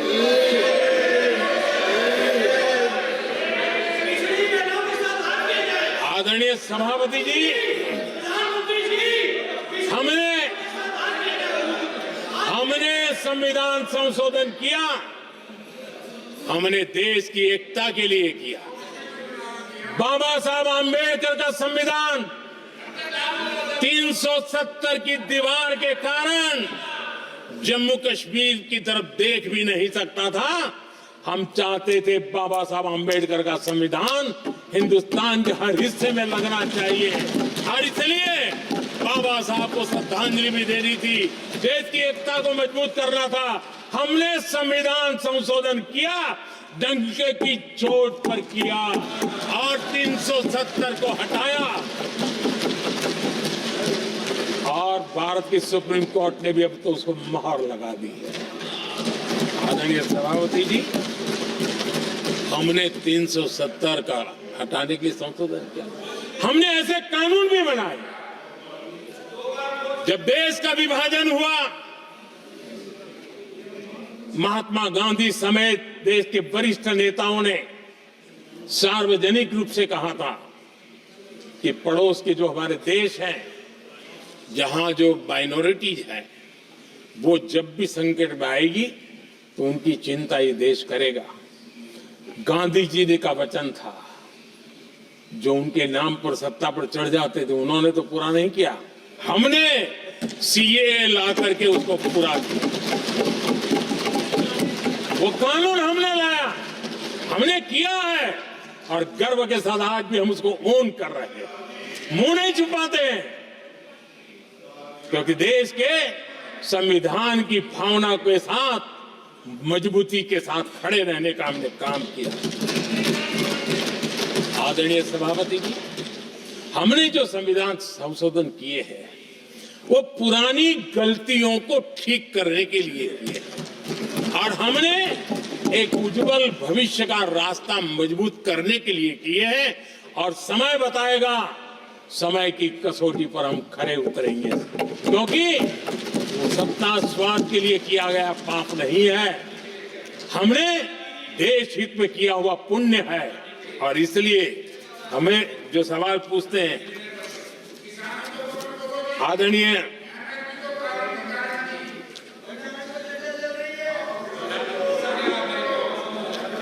सभापति जी, यहां संविधान पर अनेक भाषण हुए, अनेक विषय उठाए गए, हर एक की अपनी मजबूरियां होगी, राजनीति कुछ न कुछ करने के लिए कुछ करते होंगे, लेकिन आदरणीय सभापति जी, हमारा संविधान सबसे ज्यादा जिस बात को लेकर के संवेदनशील रहा है वो है भारत के लोग, वी द पीपल, भारत के नागरिक। संविधान उनके लिए, उनके हितों के लिए, उनके कल्याण के लिए, उनकी गरिमा के लिए है और इसलिए संविधान भारत के कल्याणकारी राज्य के लिए हमें दिशा निर्देश देता है और कल्याणकारी राज्य का मतलब है जहां नागरिकों को भी गरिमा प्राप्त हो, उनको गरिमामय जीवन की गारंटी मिलनी चाहिए। हमारे कांग्रेस के साथियों को एक शब्द बहुत प्रिय है, मैं आज उस शब्द का उपयोग करना चाहता हूं और उनका सबसे प्रिय शब्द जिसके बिना वो जी नहीं सकते वो शब्द है जुमला। कांग्रेस के हमारे साथी उनको दिन रात जुमला, लेकिन इस देश को पता है हिंदुस्तान में अगर सबसे बड़ा जुमला कोई था और वो 4 पीढ़ी ने चलाया, वो जुमला था गरीबी हटाओ। ये ऐसा जुमला था, ये गरीबी हटाओ ऐसा जुमला था, उनकी राजनीति की रोटी तो सिकती थी लेकिन गरीब का हाल ठीक नहीं होता था। आदरणीय सभापति जी, जरा कोई मुझे कहे आजादी के इतने सालों के बाद क्या एक डिग्निटी के साथ जीने वाले परिवार को क्या उसे टॉयलेट भी उपलब्ध नहीं होना चाहिए? क्या आपको ये काम करने की फुर्सत नहीं मिली? आज देश में टॉयलेट बनाने के अभियान को, जो गरीबों के लिए एक सपना था, उसकी डिग्निटी के लिए हमने इस काम को हाथ में लिया और हमने जी जान से उससे जुटे रहे। उसका मजाक उड़ाया गया, मुझे मालूम है, लेकिन उसके बाद भी सामान्य नागरिक के जीवन का गरिमा, ये हमारे दिल और दिमाग में होने के कारण हम डिगे नहीं, हम अड़े रहे, हम आगे बढ़ते चले गए और तब जाकर के ये सपना साकार हुआ। माताएं बहनें खुले में सोच जा रही थी, या तो सूर्योदय के पहले या सूर्योदय के बाद, और आपको कभी पीड़ा नहीं हुई। और उसका कारण यह था कि आपने गरीबों को और गरीबी को टीवी में देखा है, अखबार की सुर्खियों में देखा है, आपको गरीब की जिंदगी का पता नहीं, वरना आप इसके साथ ऐसा जुल्म नहीं करते। आदरणीय सभापति जी, इस देश की 80% जनता पीने के शुद्ध पानी के लिए तरसती रही। क्या मेरा संविधान हमें रोकता था? क्या संविधान तो ये चाहता था कि सामान्य मानवीय की सुविधाओं को ध्यान दिया जाए। आदरणीय सभापति जी, ये काम भी हमने बड़े समर्पण भाव से आगे बढ़ाया है। आदरणीय सभापति जी, इस देश की करोड़ों माताएं चूल्हे में खाना पकाना और धुएं से आंखें लाल, कहते हैं कि सैकड़ों सिगरेट का धुआं खाना पकाते हैं तब धुआं शरीर में जाता है। उन माताओं बहनों की आंखें लाल होती थी, इतना नहीं उनका शरीर स्वास्थ्य खत्म हो जाता था। उनको धुएं से मुक्ति का काम, और 2013 तक क्या चर्चा चलती थी, 9 सिलेंडर देंगे कि 6 सिलेंडर देंगे। इस देश ने देखते ही देखते हर घर तक गैस का सिलेंडर पहुंचा दिया, क्योंकि हमारे लिए हर नागरिक 70 साल के बाद जो बेसिक सुविधाएं हैं उसकी तरफ। आदरणीय सभापति जी, अगर हमारा गरीब परिवार दिन रात मेहनत करके गरीबी से बाहर निकलने के लिए कोशिश करता है, बच्चों को पढ़ाना चाहता है, लेकिन घर में एक बीमारी आ जाए तो उसका सारा प्लान बेकार हो जाता है, पूरा परिवार की सारी मेहनत पानी में चली जाती है।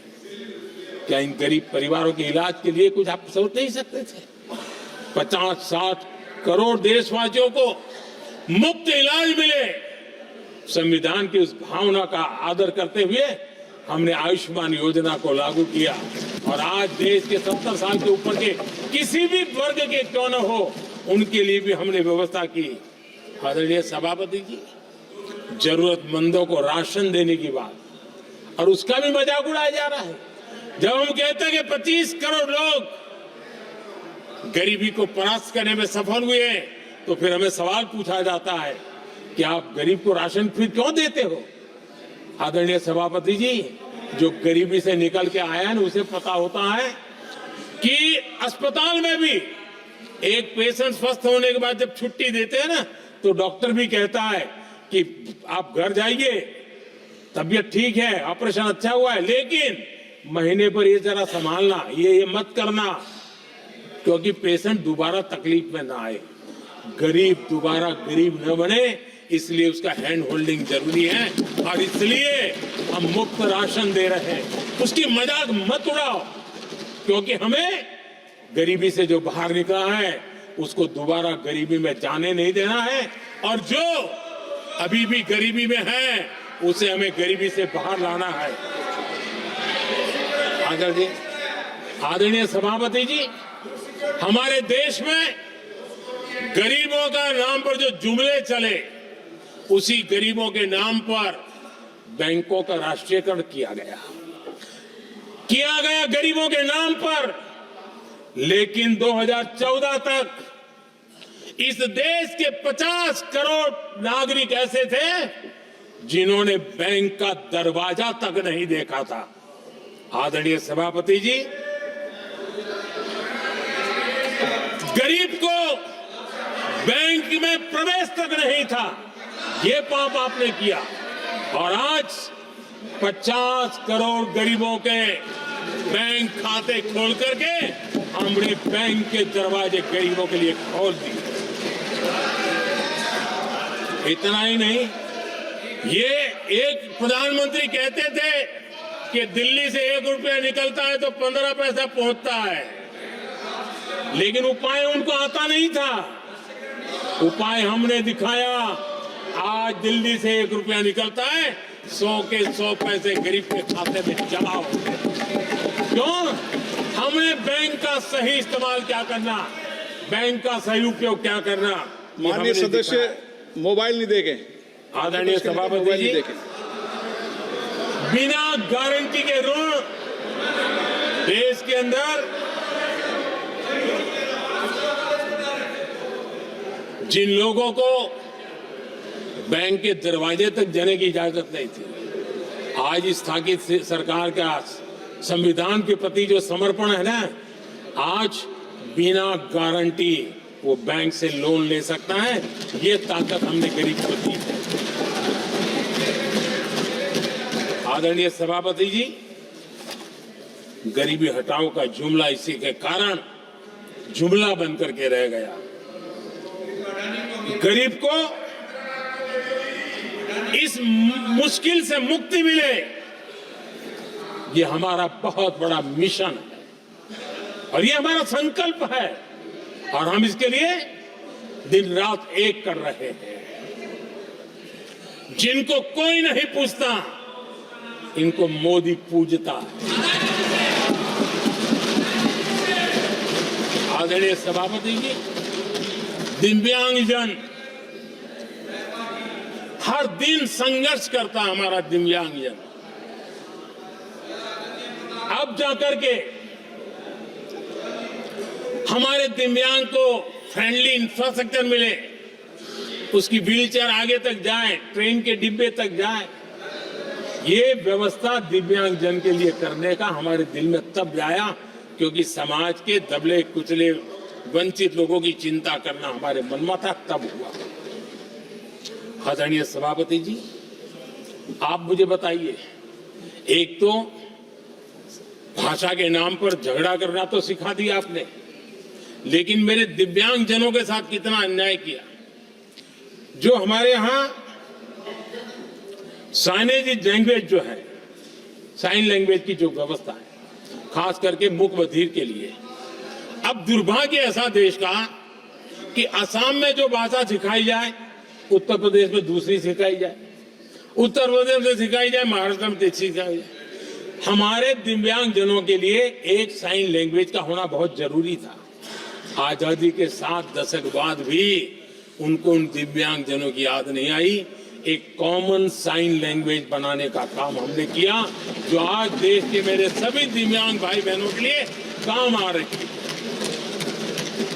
आदरणीय सभापति जी, गुमंतु और अर्ध गुमंतु जन समूह समाज का इसके ऊपर पूछने वाला नहीं था। उनके कल्याण के लिए वेलफेयर बोर्ड बनाने का काम हमने किया, क्योंकि संविधान की प्राथमिकता है लोग, हमें उसको दर्जा देने का काम किया है। आदरणीय सभापति जी, हर कोई रेहड़ी पटरी के लोगों से जानता है। हर मोहल्ले में, हर इलाके में, हर फ्लैट में, हर सोसाइटी में सुबह होते ही वो रेहड़ी पटरी वाला आकर के मेहनत करके और लोगों का जीवन चलाने में मदद करता है। उसको बेचारे को 12-12 घंटे काम करे, रेहड़ी भी किसी से किराए पर ले ले, किसी से ब्याज से पैसा ले, किसी से सामान खरीदे, शाम को ब्याज खाओ पैसा ले जाए, बड़ा मुश्किल से अपने बच्चों के लिए ब्रेड का टुकड़ा ले जा सके। ये हालत थी। ये हमारी सरकार ने है रेहड़ी पटरी वालों के लिए स्वनिधि योजना बना करके बैंक से उनको बिना गारंटी लोन देने का शुरू किया, और आज उसके कारण, वो स्वनिधि योजना के कारण वो तीसरे राउंड तक पहुंचा है और अधिकतम लोन बैंक से उसको सामने से मिल रही है। उसकी प्रतिष्ठा का और उसका विस्तार हो रहा है, विकास भी हो रहा है। आदरणीय सभापति जी, इस देश में हम में से कोई ऐसा नहीं होगा जिसको विश्वकर्मा की जरूरत न पड़ती हो। समाज की व्यवस्था की एक बहुत बड़ी व्यवस्था बनी थी, सदियों से चली आ रही थी, लेकिन वो विश्वकर्मा साथियों के लिए कभी पूछा नहीं गया। हमने विश्वकर्मा के कल्याण के लिए योजना बनाई, बैंक से लोन लेने की व्यवस्था की, उनको नई ट्रेनिंग देने की व्यवस्था की, उनको आधुनिक टूल देने की व्यवस्था की, नई डिजाइन से काम बनाने की चिंता की, और उसको हमने मजबूत बनाने का काम किया।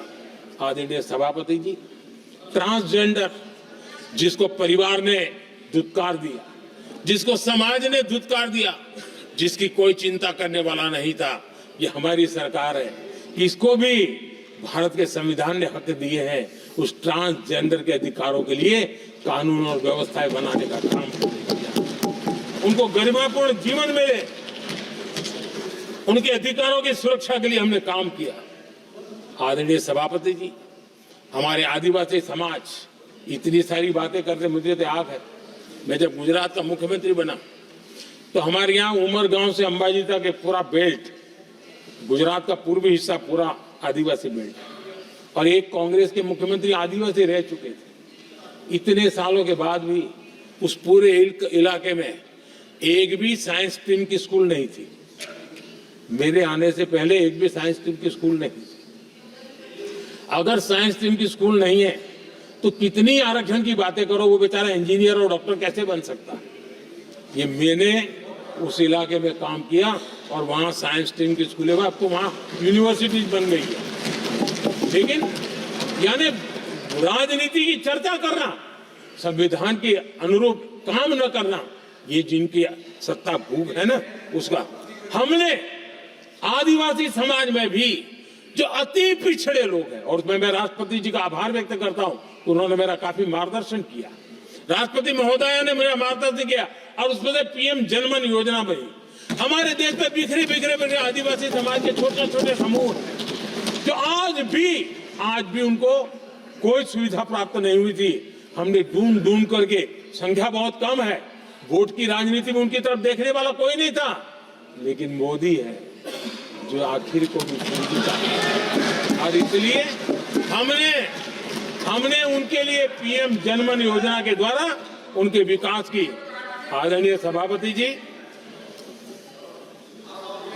जैसे समाजों में उनके विकास संतुलित होना चाहिए, पिछड़े से पिछड़ा व्यक्ति को भी संविधान अवसर देता है, जिम्मेवारी भी सरकार को देता है, उसी प्रकार से कोई भी विभाग भी, कोई हमारा ज्योग्राफिकल इलाका भी वो पीछे नहीं रहना चाहिए। और हमारे देश में किया क्या, 60 साल के दरमियान 100 डिस्ट्रिक्ट आइडेंटिफाई करके कह दिया कि ये तो बैकवर्ड डिस्ट्रिक्ट है। और बैकवर्ड डिस्ट्रिक्ट का ऐसा लेवल लग गया कि किसी की ट्रांसफर होती थी तो कहता था पनिशमेंट पोस्टिंग, तो कोई जिम्मेवार अफसर जाता ही नहीं था। और उनकी तरह हमने पूरी स्थिति को बदल दिया। हमने एस्पिरेशनल डिस्ट्रिक्ट का एक कल्पना रखी और 40 पैरामीटर पर ऑनलाइन रेगुलर मॉनिटरिंग करते रहे, और आज एस्पिरेशनल डिस्ट्रिक्ट उस राज्य के अच्छे जिलों की बराबरी करने लग गए और कुछ तो नेशनल एवरेज की बराबरी करने लगे। भूभाग भी पीछे न रहे, कोई जिला अब इसको आगे ले गए करके हमने 500 ब्लॉक को एस्पिरेशनल ब्लॉक बना करके उनके डेवलप पर स्पेशल फोकस करने की दिशा में हम काम कर रहे हैं। आदरणीय सभापति जी, मैं हैरान हूं जो लोग बड़ी बड़ी कथाएं सुनाते हैं, क्या इस देश में आदिवासी समाज 1947 के बाद आया क्या? कि राम और कृष्ण थे तब आदिवासी समाज था नहीं था? जो आदिवासी समाज को आदि पुरुष वीर पुरुष हम कहते हैं, लेकिन आजादी के कई दशकों के बाद भी इतना बड़ा आदिवासी समूह, उनके लिए अलग मंत्रालय नहीं बनाया गया। पहली बार अटल बिहारी वाजपेयी की सरकार आई और उन्होंने अलग आदिवासी मंत्रालय बनाया, अलग आदिवासी विकास और विस्तार के लिए बजट दिया। आदरणीय सभापति जी, हमारे माछीमार समाज, मछुआरा समाज क्या अभी अभी आया है क्या? क्या उनकी नजर नहीं की आपकी? इन मछुआरा समाज के कल्याण के लिए पहली बार हमारी सरकार ने आकर के अलग मंत्रालय बनाया फिशरीज का। उनके कल्याण के लिए अलग से हमने बजट दिया, समाज के इस तबके की चिंता की। आदरणीय सभापति जी, मेरे देश का छोटा किसान, उसके जीवन में सहकारिता एक मुख्य अंग है। छोटे किसान की जिंदगी को सामर्थ्य देने के लिए सहकारी क्षेत्र को जिम्मेवार बनाना, सहकारी क्षेत्र को सामर्थ्यवान बनाना, सहकारी क्षेत्र को बल देना, इसकी महात्मा हम समझते हैं, क्योंकि छोटा किसान, उसकी चिंता हमारे दिल में थी और इसलिए हमने अलग सहकारिता मंत्रालय बनाया। हमारी सोचने का तरीका क्या है? हमारे देश में नौजवान है, पूरा विश्व आज वर्कफोर्स के लिए तरस रहा है। देश में डेमोग्राफिक डिवीजन लेना है तो हमारे इस वर्कफोर्स को स्किल बनाना चाहिए। हमने अलग स्किल मंत्रालय बनाया ताकि दुनिया की आवश्यकता के अनुसार मेरा देश का नौजवान तैयार हो और विश्व के साथ वो अपने आगे बढ़े। आदरणीय सभापति जी, हमारा नॉर्थ ईस्ट इसलिए कि वहां वोट कम है, सीटें कम है, इसकी कोई परवाह नहीं है। ये अटल जी की सरकार थी जिसने पहली बार नॉर्थ ईस्ट के कल्याण के लिए डोनियर मंत्रालय की व्यवस्था की और आज उसका परिणाम है कि नॉर्थ ईस्ट के विकास की नई चीजों को हम प्राप्त कर पाए।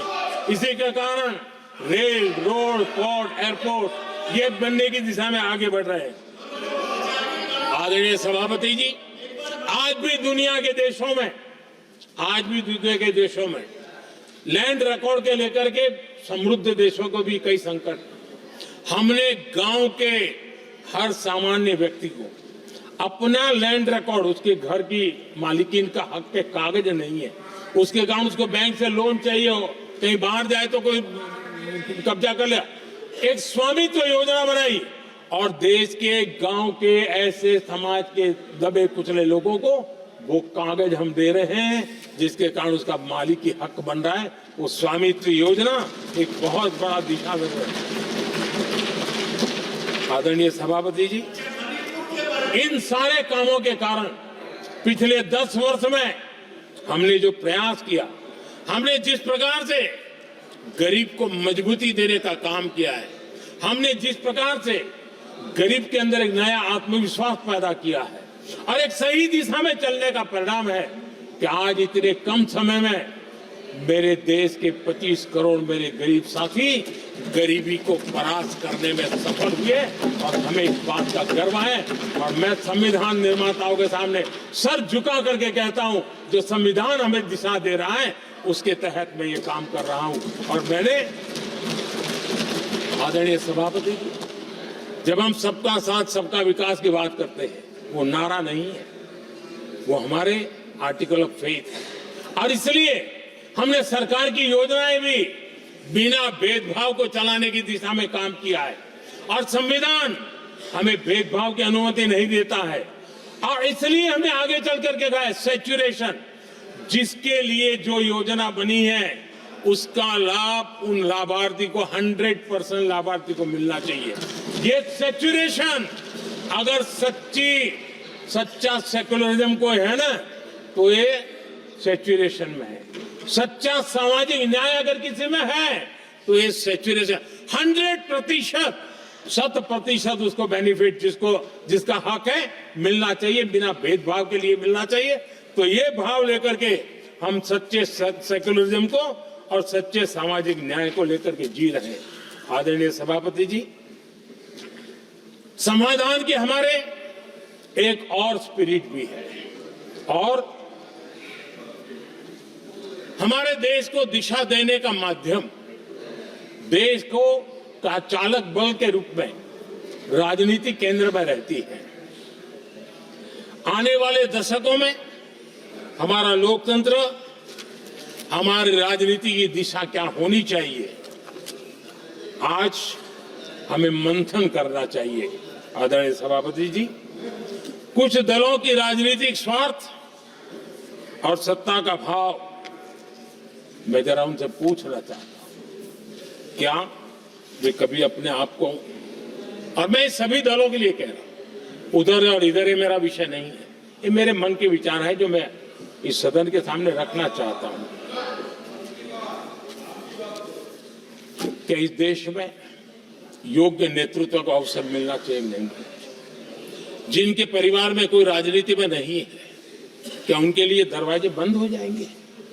क्या देश को, लोकतंत्र के स्पिरिट को परिवारवाद ने गहरा नुकसान किया है कि नहीं किया है? क्या परिवारवाद से भारत के लोकतंत्र की मुक्ति का अभियान चलाना ये संविधान के तहत हमारी जिम्मेवारी है कि नहीं है?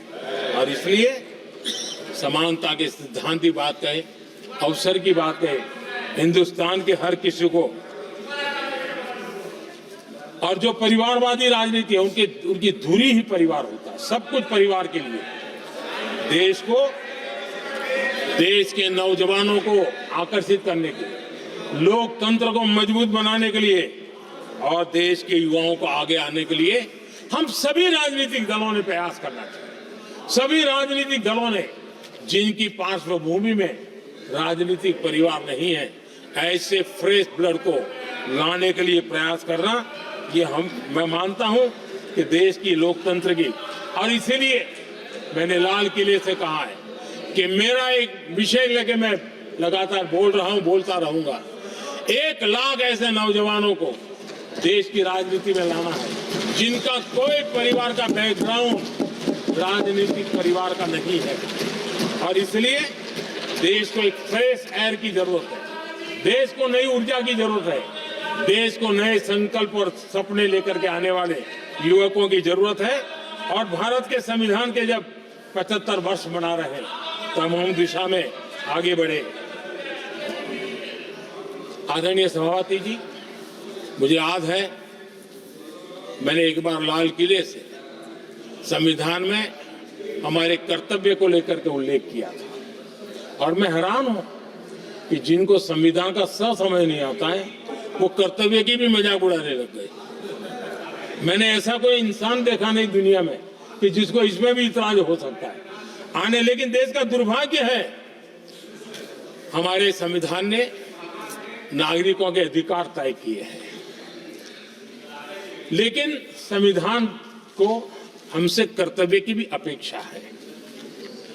और हमारी सभ्यता का सार है धर्म, ड्यूटी, कर्तव्य, ये हमारी सभ्यता का सार है। और महात्मा गांधी जी ने कहा था, महात्मा जी का कोट है, उन्होंने कहा था, मैंने ये अपनी अशिक्षित लेकिन विद्वान मां से सीखा है कि हम अपने कर्तव्यों को जितना अच्छे से निभाते हैं उसी से अधिकार निकल करके आता है। ये महात्मा जी ने कहा था। मैं महात्मा जी की बात को आगे बढ़ाता हूं और मैं कहना चाहूंगा, अगर हम अपने मौलिक कर्तव्यों का पालन करें तो कोई भी हमें विकसित भारत बनाने से नहीं रोक सकता। संविधान का 75वां वर्ष कर्तव्य के प्रति हमारे समर्पण भाव को, हमारी प्रतिबद्धता को और ताकत दें, देश कर्तव्य भावना से आगे बढ़े, ये मैं मानता हूं समय की मांग है। आदरणीय सभापति जी, भारत के भविष्य के लिए संविधान के स्पिरिट से प्रेरित होकर के मैं आज इस सदन के पवित्र मंच से 11 संकल्प सदन के सामने रखना चाहता हूं। पहला संकल्प है, चाहे नागरिक हो या सरकार हो, सभी अपने कर्तव्यों का पालन करें। दूसरा संकल्प है, हर क्षेत्र, हर समाज को विकास का लाभ मिले, सबका साथ, सबका विकास हो। तीसरा संकल्प है, भ्रष्टाचार के प्रति जीरो टॉलरेंस हो। भ्रष्टाचारी की सामाजिक स्वीकार्यता न हो। भ्रष्टाचारी की सामाजिक स्वीकार्यता न हो। चौथा संकल्प है, देश के कानून, देश के नियम, देश की परंपराओं के पालन में देश के नागरिकों को गर्व होना चाहिए, गर्व का भाव हो। पांचवा संकल्प, गुलामी की मानसिकता से मुक्ति हो, देश की विरासत पर गर्व हो। छठा संकल्प, देश की राजनीति को परिवारवाद से मुक्ति मिले।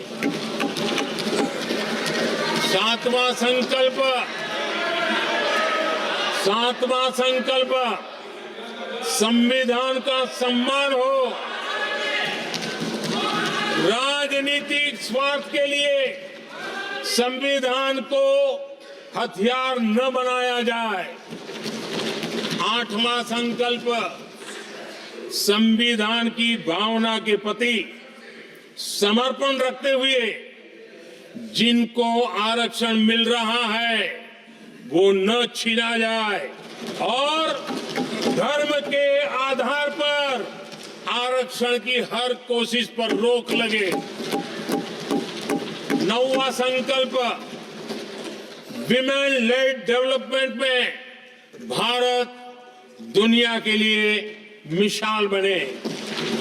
10वां संकल्प, राज्य के विकास से राष्ट्र का विकास, ये हमारा विकास का मंत्र हो।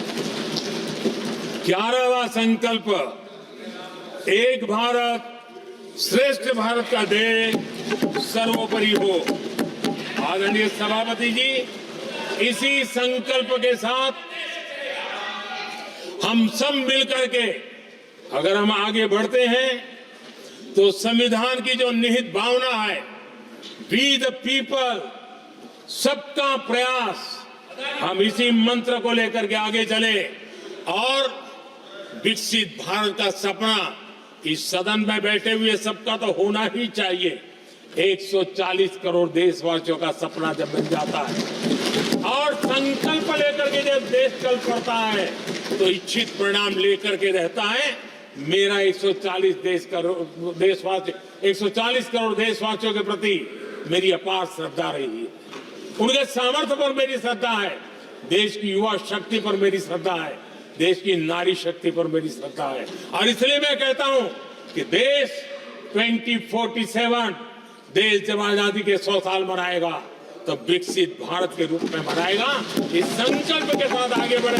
मैं फिर एक बार इस महान पवित्र कार्य को आगे बढ़ाने के लिए सबको शुभकामनाएं देता हूं और मैं आदरणीय सभापति जी, आपने समय बढ़ाया इसके लिए मैं आपका बहुत बहुत आभार व्यक्त करता हूं। बहुत बहुत धन्यवाद।